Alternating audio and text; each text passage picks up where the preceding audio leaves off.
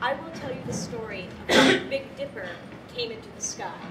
And many of you are mistaken for thinking that the Big Dipper is a bear known for Ursa Major.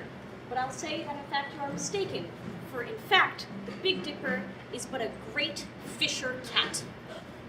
So long ago, when the world was in eternal summer due to 4 great birds that whisked around the world, spreading seeds and sunshine and song, and kept the world warm and vibrant.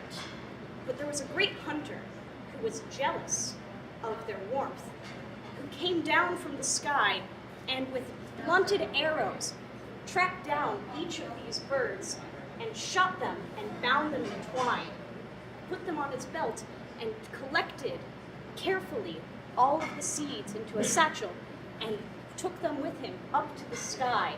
And there, his people in Skyland, the old gods of the world, erected a great cloth to cover the world of the animals so that the gods could have the sunshine and the bounty of the birds for themselves. And so this great dark cloth with occasional holes in its fabric made up the sky and the glimmering stars that shone down upon the world of the animals. And over the years, things grew dark and cold, and snow blanketed the ground, and only the fiercest of hunters and the most humble of gatherers could survive.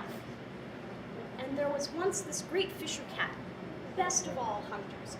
He could tunnel under snow, climb trees, leap upon deer. There was no hoard he could not catch. But one particularly harrowing season, thank you.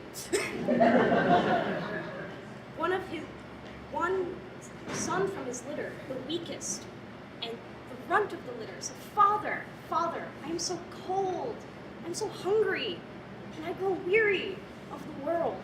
Is there anything that we might be able to do to change what our lot in life?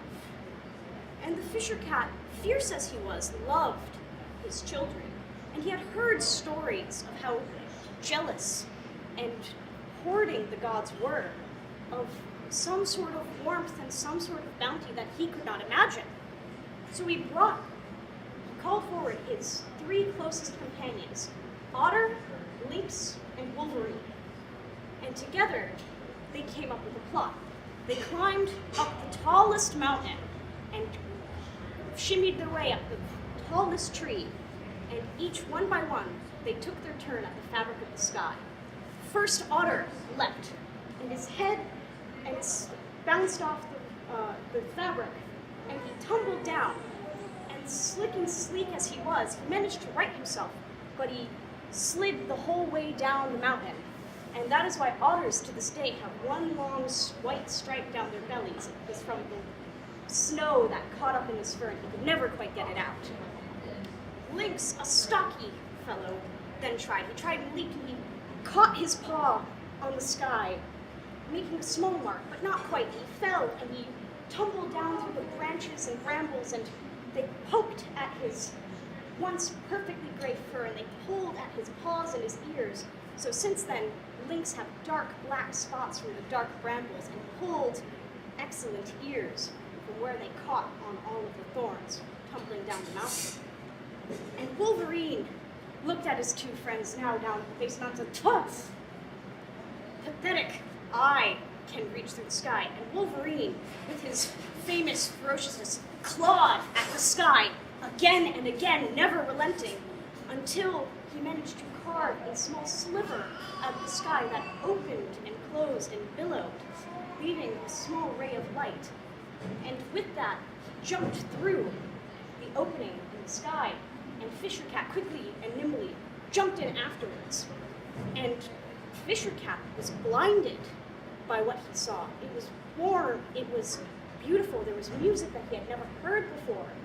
And Wolverine, swift to his task, immediately saw these golden cages where these birds were held, and he tore them open, and the birds flitted down through the tear in the sky that would become the moon. And the Fisher Cat was so enthralled, he found big fire that raged over a basket, and a basket of these sweet-smelling plants that he had never heard of before or seen. And as Wolverine was already gone, thinking his task completed, Fisher Cat heard, "Stop, thief!" And he turned around and he saw what was the great huntsman readying his bow. Unsure of what to do, Fisher Cat grabbed the fire and the basket that was attached to it and jumped down, raced to jump down through the hole, through the moon. But he was not quite fast enough, and as the hunter lined up his shot and fired, Fisher Cat had just leapt through, but his long tail betrayed him, and the arrow shot his tail and pinned him to the sky.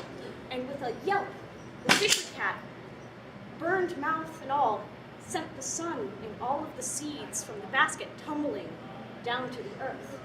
But the gods could not reclaim their prize. So, the moon is what Wolverine had carved out the cloth of the sky, but the burning sun and all of the beautiful bounties, the strawberries, raspberries, wheats, are what Fisher Cat had collected from the basket of the gods. And as you can see, Fisher Cat's long tail is the end of the Big Dipper, and you can see each winter he climbs up, and each spring up to the top of his apex into the land of the gods. And each fall and winter he falls down as he's shot in the tail and dies, and each year he cycles again, reclaiming the sun and warmth and harvest from each year. And that is the story of how the Big Dipper came to be in the sky. Thank you.